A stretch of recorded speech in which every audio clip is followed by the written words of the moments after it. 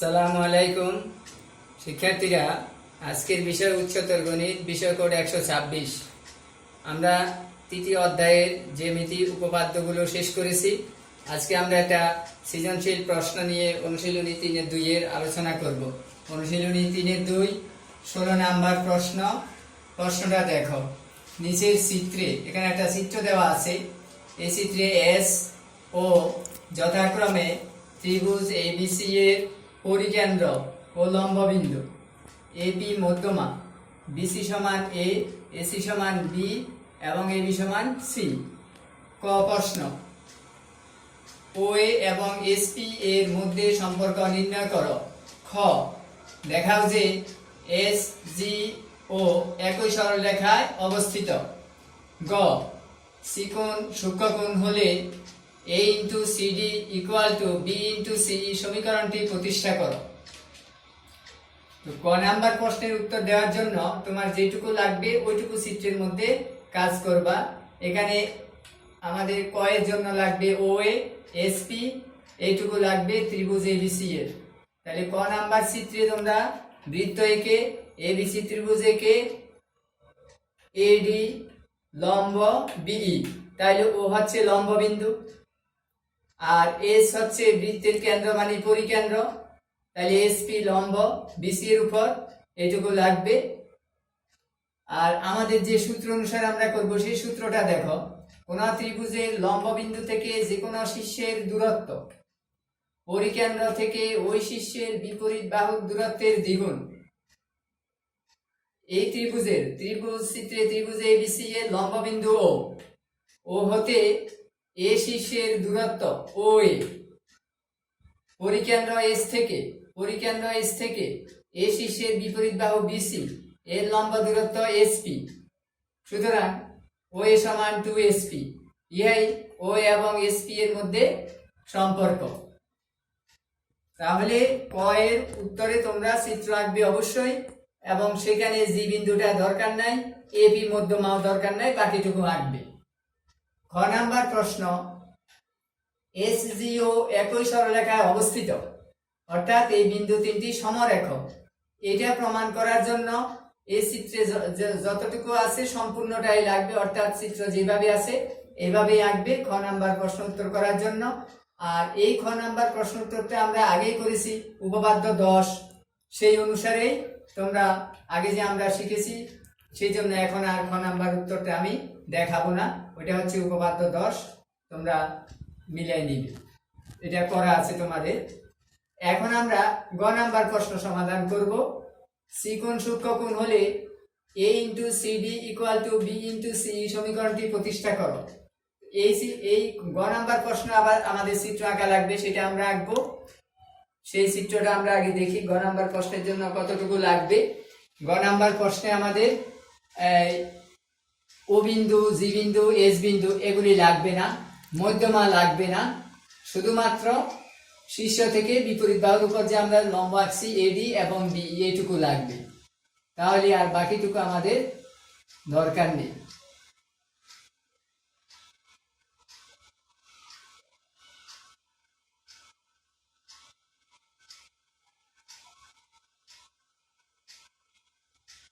তাহলে গ নাম্বার প্রশ্নটা অ্যান্সার করার জন্য আমাদের এইটুকু লাগবে।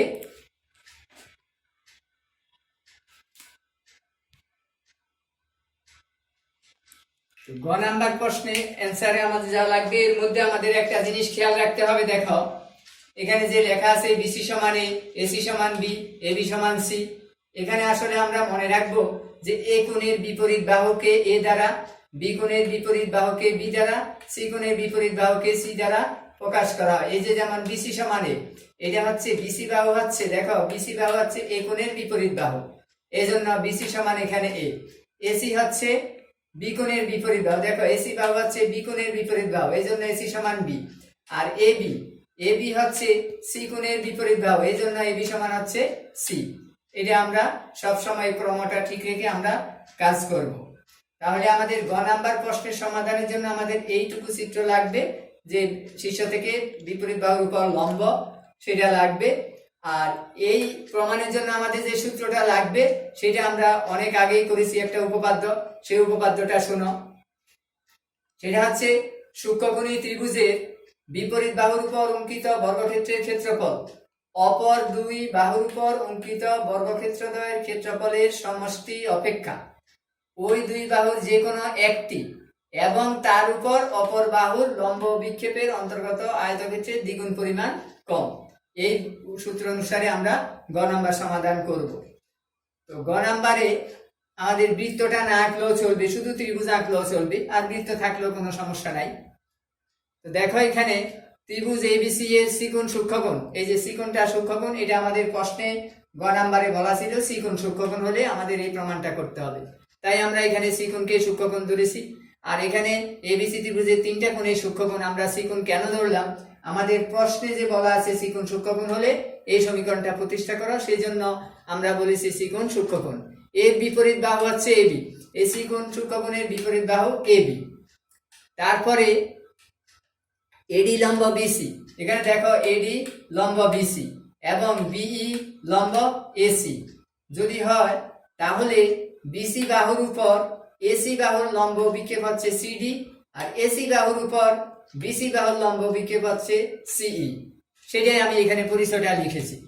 তাহলে আমরা লম্ব বিক্ষেপ জানলাম।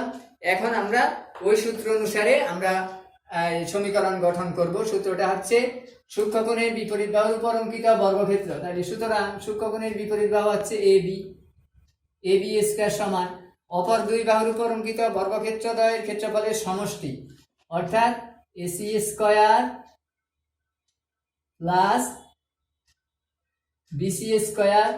তারপরে যেহেতু কম বলা আছে এই জন্য মাইনাস হবে।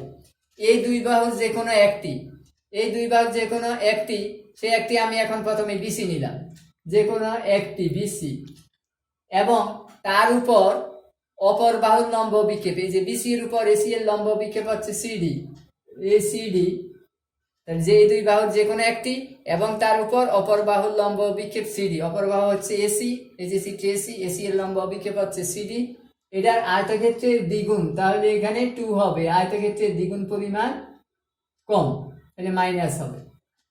আবার দ্বিতীয়টা যেটা, যে এসি এর উপর বিই লম্ব, তাহলে আবার তো চিকোণ সূক্ষ্মকোণের বিপরীত বাহু A B square equal to ওই দুই বাহু, অপর দুই বাহু এসি স্কয়ার প্লাস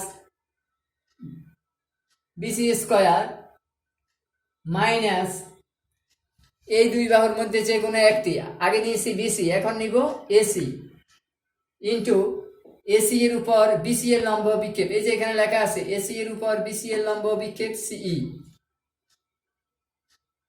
আয়তক্ষেত্রের দ্বিগুণ পরিমাণ কম, এই জন্য 2 হবে। চিত্র আমরা দেখতে পাই এসি এর উপর বিসি এর লম্ব বিক্ষেপ সিই।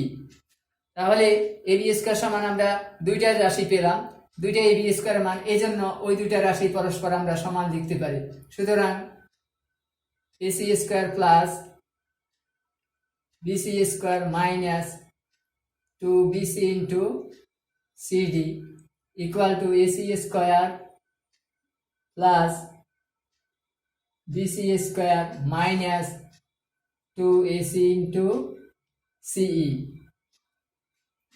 এখন উভয় পক্ষ থেকে এসি স্কয়ার এবং বিসি স্কয়ার দুইটা যদি আমরা বর্জন করি বা পক্ষান্তর করি, তাহলে এসি স্কয়ার এবং বিসি স্কয়ার কাটা যাবে, থাকবে minus 2bc into CD equal to minus 2ac into CE.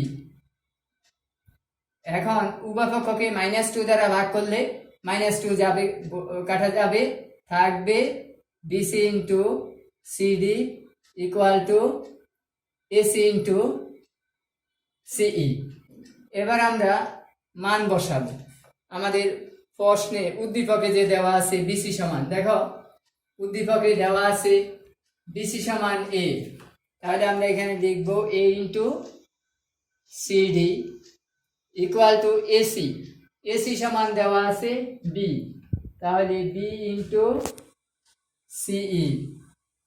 এখন আমাদের সমীকরণটা আসছে কিনা আমরা দেখি। AC into CD equal to B into CE সমীকরণটা আসছে। তাহলে আমাদের সমীকরণ প্রতিষ্ঠা হলো। এখানে আমরা শুধু থার্ড ব্র্যাকেট দিয়ে একটু লিখব যে মানগুলি আমরা বসিয়েছি, যেহেতু বিসি সমান এ আর এসি সমান বি, তাই সমীকরণটা প্রতিষ্ঠা হলো। তাহলে আমাদের গ নাম্বার অ্যান্সার এখানে শেষ হলো। তো আজকে আমরা এখানে শেষ করব। তোমরা এই 16 নাম্বার সৃজনশীল প্রশ্নটা বাসায় প্র্যাকটিস করবে, এটা তোমাদের বাড়ির কাজ। সবাইকে ধন্যবাদ।